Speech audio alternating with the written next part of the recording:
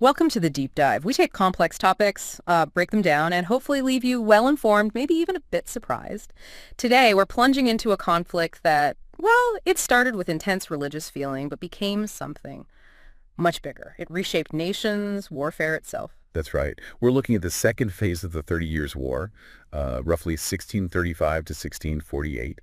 And it's arguably the more devastating part. This isn't just battles, it's about, well, a massive upheaval across Europe. Absolutely. And our deep dive today comes from looking closely at historical excerpts called The 30 Years' War, Phase 2, and Consequences. Our goal, our mission, if you like, is to unpack how this incredibly complex, often brutal conflict didn't just, end with a treaty. It fundamentally changed European politics, society, even how wars were fought, and the echoes, you can still feel them today. We'll get into the huge human costs, the surprising military shifts, and those cultural and political ripples. So yeah, let's explore this really pivotal period. I'm ready. So, the Battle of Nördlingen, 1634. You'd think that might be an endpoint, but no. It was a catalyst, wasn't it? This is where the war stops being mostly an inter-German religious thing and just explodes outwards. How did that kick off? Well, the key figure is Cardinal Richelieu, France's chief minister. He basically saw his chance. He didn't just keep funding the Swedes. He hired mercenaries like Bernard of Saxe-Weimar for fighting in the Rhineland. And critically, he started the Franco-Spanish War in May 1635. Direct intervention. Right, so France is off the sidelines now. This move, directly taking on Spain, that feels like the big pivot. It drags the whole continent in, making it a truly European war, not just Germany's problem anymore. Precisely. And interestingly, just days after France jumped in, you had the German states and Emperor Ferdinand trying to make an internal peace, the Peace of Prague, May 1635. They rolled back the Edict of Restitution, dissolved the military leagues, though Saxony and Bavaria got to keep their armies. It was an attempt, to unify against outsiders, but the cat was already out of the bag. And France wasn't just writing checks. They were actively fighting, cutting supply lines. March 35, French troops move into Valtellina, that key valley cutting the link between Spanish Milan and the Empire.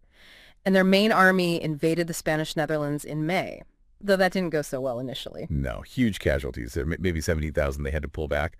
But then France formally allies with Sweden in March 1636.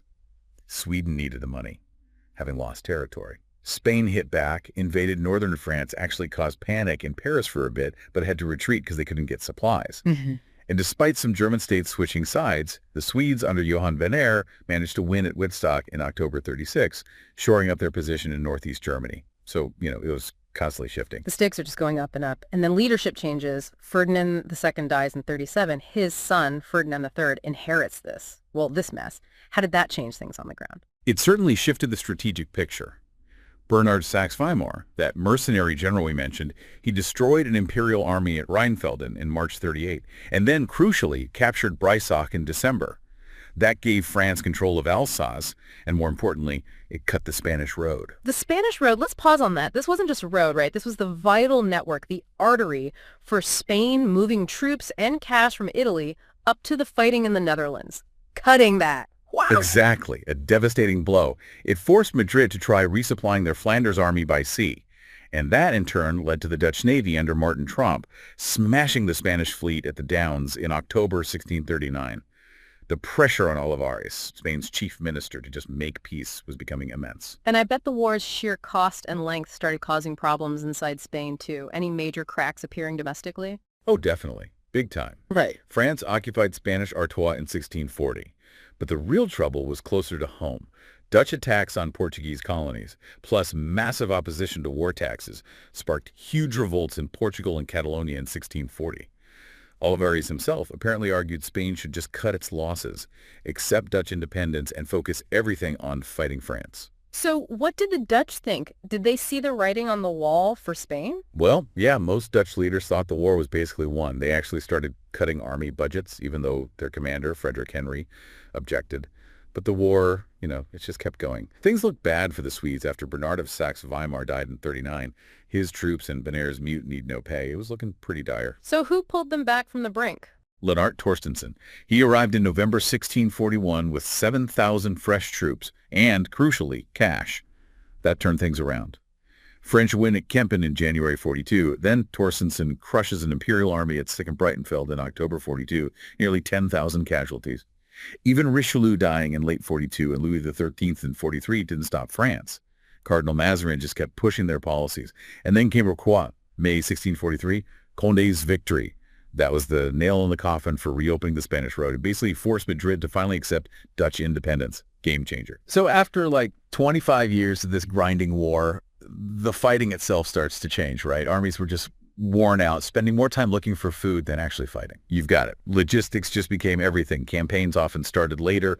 Armies had to stick close to rivers for supplies. It really shows the limits of 17th century warfare. Though, interestingly, the French army in Germany actually got smashed at Tuttlingen in November 43 by the Bavarian general Franz von Mercy. So French success wasn't, inevitable everywhere. Okay, so Rocroi happens. Ferdinand invites Sweden and France to peace talks Münster and Osnabrück, but things get delayed because Denmark starts messing with trade. Yeah, Christian and Denmark blockaded Hamburg, jacked up the Baltic tolls. This sparked the Torstenson War in December 43. Sweden invades Jutland, the Dutch Navy helps out. Ferdinand makes a terrible call, sends General Gallas to attack the Swedes from behind, fails miserably. The Danes had to sue for peace after getting beaten at Famorn in October 44. Just shows how tangled everything was. And the pressure on the emperor just keeps mounting. August 44, the Battle of Freiburg. 3 days, horrific casualties on both sides. That convinces Maximilian of Bavaria the war is unwinnable. He starts leaning hard on Ferdinand to make peace. Then Gallas's army basically falls apart, gets scattered by Torstenson at Jankau in March 45. Von Mercy, the Bavarian general, gets killed at Second Nördlingen that August.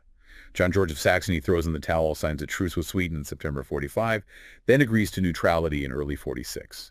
The emperor's allies were peeling away. It feels like the end is finally near. French under Turenne, Swedes under Wrangel, they invade Bavaria separately in summer 46. That finally pushes Maximilian, who kind of started it all, to end his part in the war. And Mazarin makes this clever diplomatic play, offering to trade occupied Catalonia for the Spanish Netherlands. Yeah, very calculated.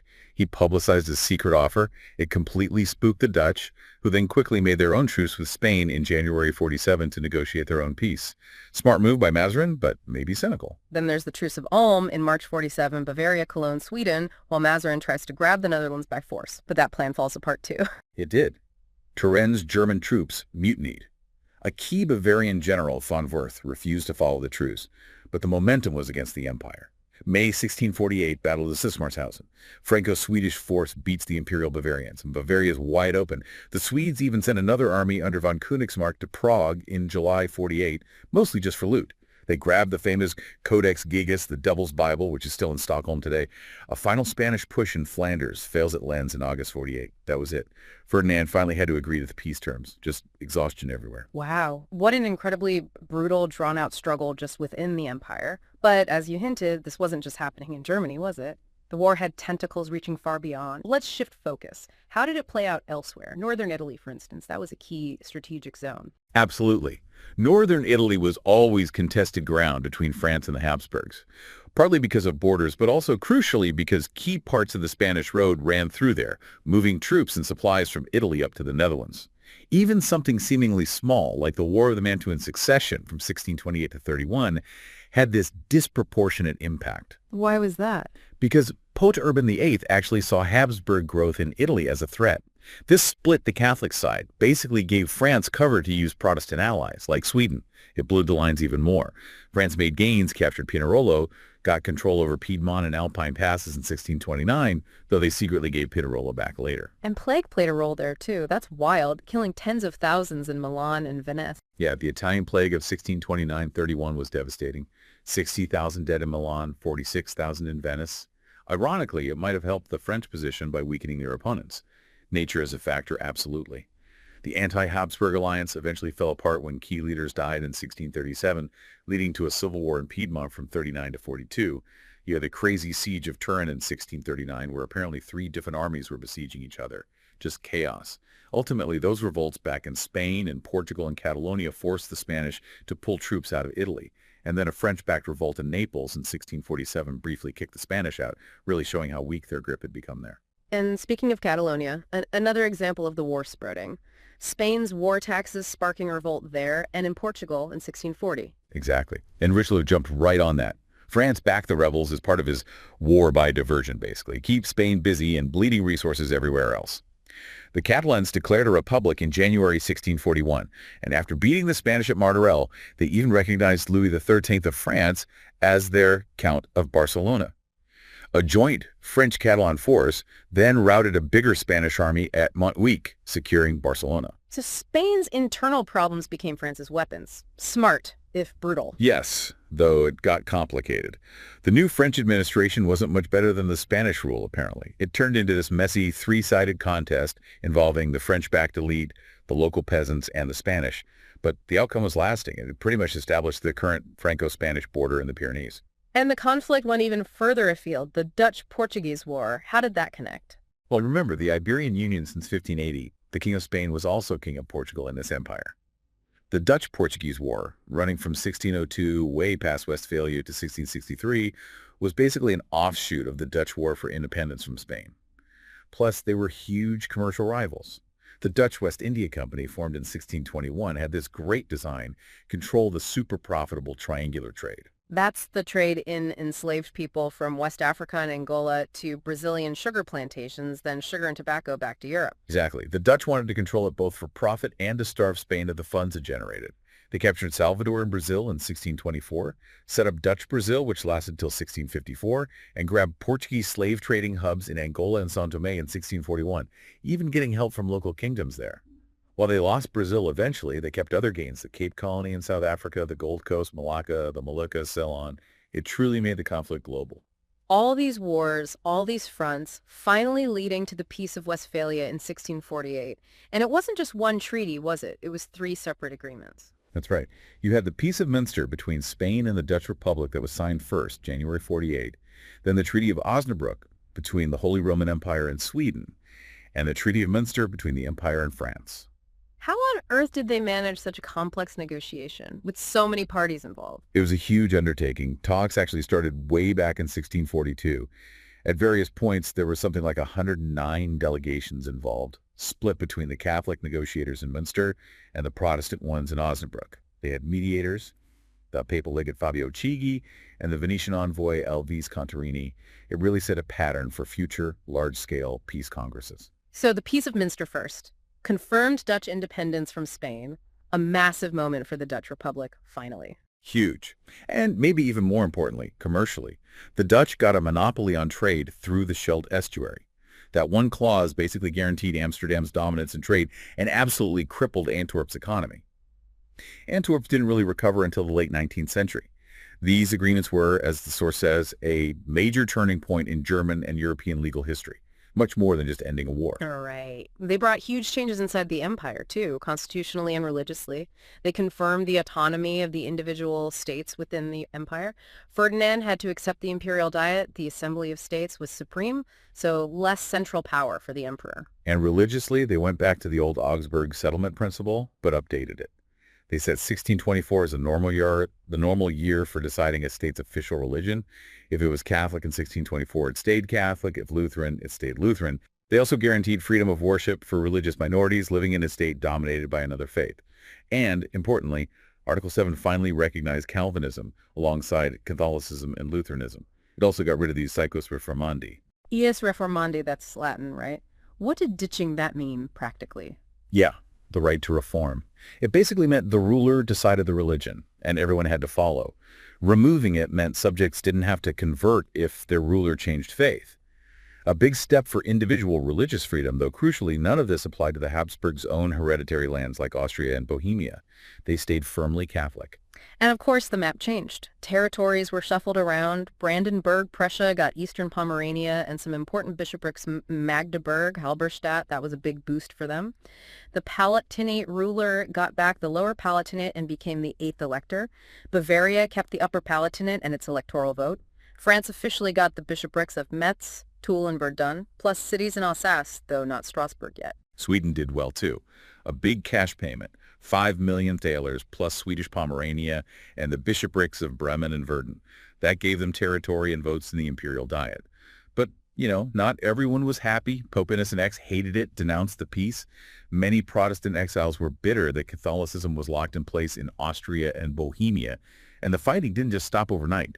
Demobilizing over 200,000 soldiers across Germany took years. The last Swedes didn't leave until 1654. Plus, the Franco-Spanish War just kept going until 1659, right? Because Mazarin cleverly excluded the Burgundian Circle, basically the Spanish Netherlands area, from the main treaty, and other conflicts simmered on too. Exactly. The Second Northern War kicked off soon after, Swedes trying to control Bremen. It wasn't instant peace everywhere. But the big legacy, the idea people always talk about, is Westphalian sovereignty, the principle of non-interference in other states' internal affairs. Now, historians debate how clear-cut that was at the time, but it certainly established the idea, and the Congress model of negotiations became the standard. It's foundational for modern international relations, really. Okay, let's shift gears now and talk about the cost, the human cost, the financial cost. This war is often put in the context of the general crisis of the mid-17th century. What was that exactly? It was this period, sort of mid-century, where you had unusually widespread conflict and instability right across the globe, not just in Europe. Think Ming Dynasty collapse in China, the English Civil War. And everywhere, this combination of fighting, famine, and disease led to really severe civilian losses. It was a truly rough time globally. Now, for the 30 Years' War itself, we need to be careful. Those old 19th century German nationalist figures, like 12 million dead out of 18 million, modern historians think those are way too high. But even discounting those, it was still, as one source puts it, a man-made mortality disaster previously unknown in Europe. So what are the more realistic estimates? What was the actual toll? Okay, so total deaths are now estimated somewhere between 4.5 and 8 million. That's military and civilian combined. And the vast majority of those deaths happened after 1630, when Sweden got involved and the war really intensified. Military casualties killed or wounded in battle, maybe around 450,000, according to Peter Wilson's work. But disease killed maybe 2 or 3 times as many soldiers as combat did. So total military dead and wounded could be as high as 1.3 to 1.8 million. But the civilians, they suffered the most. And here's a shocking statistic from local studies. Only about 3% of civilian deaths were directly caused by fighting. The big killers. Bubonic plague, about 64%. Starvation, 12%. Dysentery, 5%. Typhus, 4%. Starvation. Leading to reports of cannibalism. Just imagine the level of desperation. It paints such a horrifying picture of societal breakdown. The real enemies weren't always soldiers, but hunger and disease. Absolutely. Poor harvests happened, but the constant plundering by armies made famine widespread. There are these awful accounts of people eating grass, being too weak to even take charity, or, yes, resorting to cannibalism. And the war was like a super spreader event for diseases. Armies moving around, bringing new infections, battle lines shifting constantly, people fleeing their villages and packing into overcrowded, unsanitary towns. That Italian plague we mentioned, 1629-31, possibly started by troops moving from Germany, described as the worst mortality crisis in early modern Italy. Yeah. Maybe 280,000 deaths just from that outbreak. The population loss in the Holy Roman Empire was just staggering, from maybe 18-20 million before the war down to 11-13 million by 1650. And it didn't get back to pre-war levels until 1750. You said nearly half those losses happened during the first Swedish phase, 1630-35. Why was that period so deadly for civilians? A big part of it was the nature of the armies, especially the reliance on mercenaries who weren't paid regularly and basically had to live off the land. They had no connection to the local communities. This led to terrible atrocities like the infamous sack of Magdeburg. It created huge numbers of refugees who were then incredibly vulnerable to hunger and disease. Fleeing might save you from soldiers initially, but long-term it was often catastrophic. And the impact varied hugely by region. Some areas, like northwest Germany, were relatively okay. Others, Mecklenburg, Pomerania, Württemberg, lost almost half their population. Cities suffered too. Munich dropped from 22,000 to 17,000. Augsburg crashed from 48,000 to 21,000 between 1620 and 1650. Just devastating. What about the financial side? Did this incredibly destructive war ruin the economy? Well, there was definitely short-term disruption, particularly in the early years, 1618-23.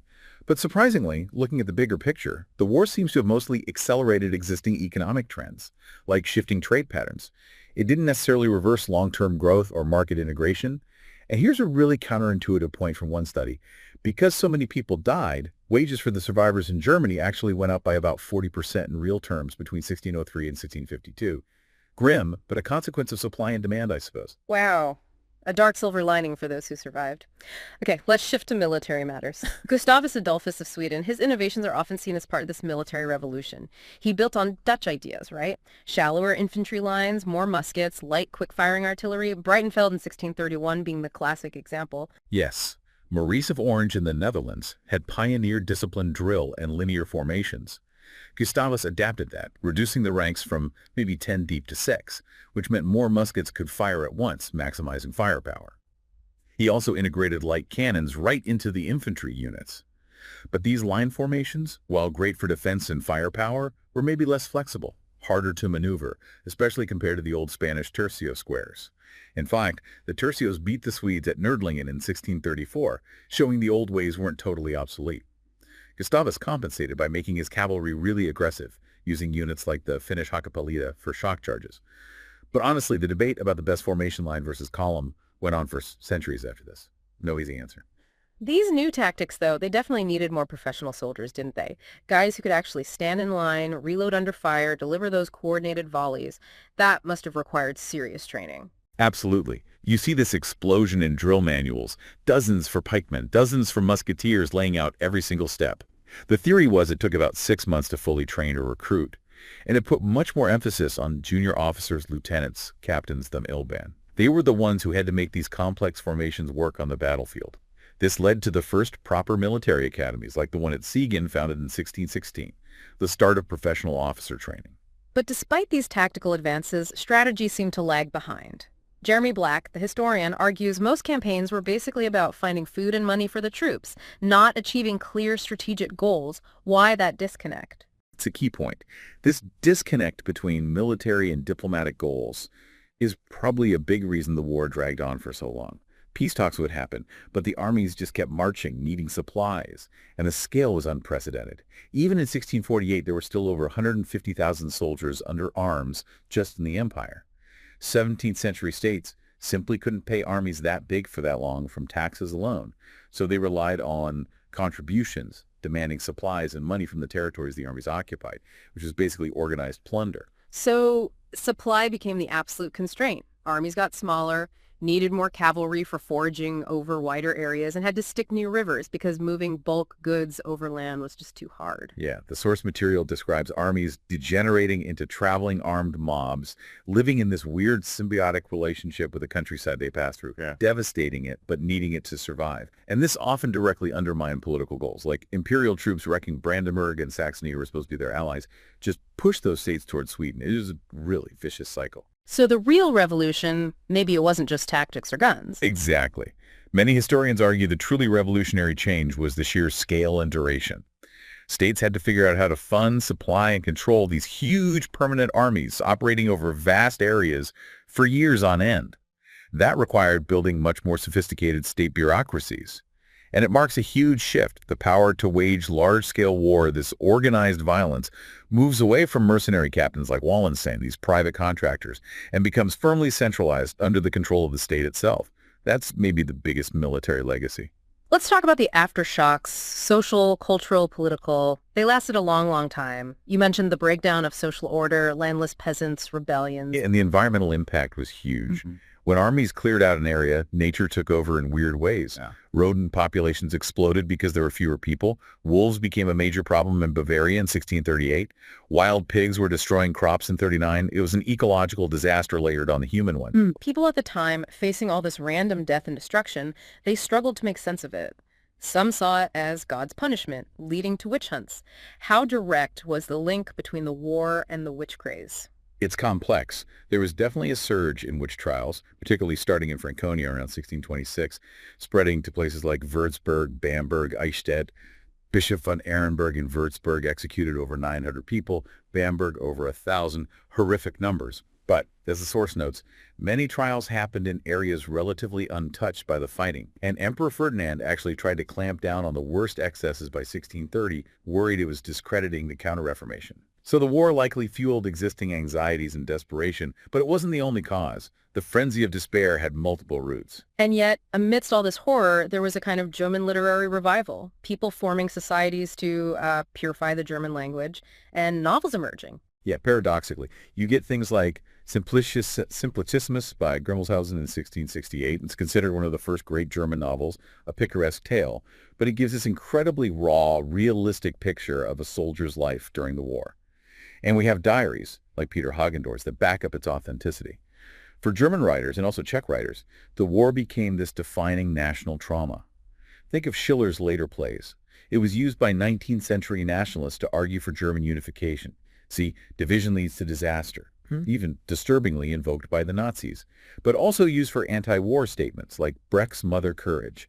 And it still resonates. Daniel Kellman's novel Till, set during the war, was up for the Booker Prize just recently. It's deeply embedded in European memory. So wrapping up the consequences, politically, what was the long-term fallout? Westphalia confirmed German liberties, right? Meaning the emperor's dream of a centralized Habsburg-dominated empire was dead. States like Bavaria, Brandenburg, Prussia, Saxony could go their own way. Exactly.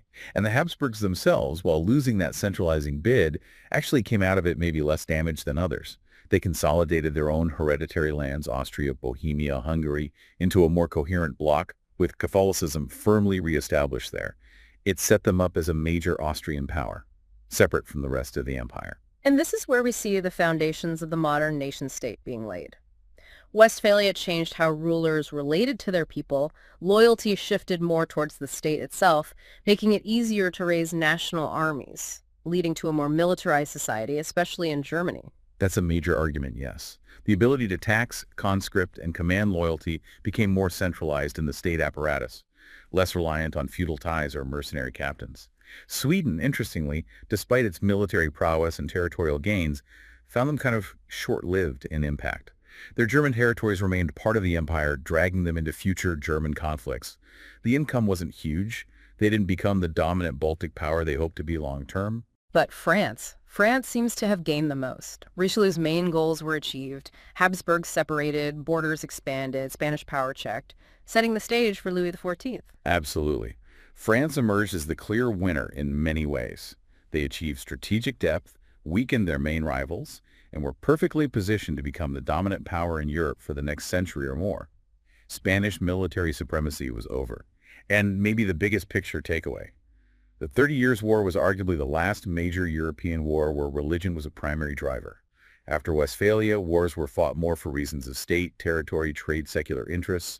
The peace treaties basically created the outlines of a Europe that persisted until 1815 and beyond. You can see the modern nation-state of France solidifying, and the beginnings of that split between a German sphere and a distinct Austro-Hungarian one. It really did reset the map. What an incredible deep dive. Just the sheer scale, the complexity, and the truly transformative power of the 30 Years' War. It's staggering. It absolutely reshaped the continent. Borders, politics, the nature of warfare, even how people saw themselves and their states, you can trace so much back to this period. So what does this all mean for us listening today? When you think about concepts like state sovereignty or the role of armies or, the terrible human costs when conflicts drag on and on, how much of our modern understanding traces back to this crucible of the 30 Years' War in Westphalia? What questions does this raise for you about how our world was forged?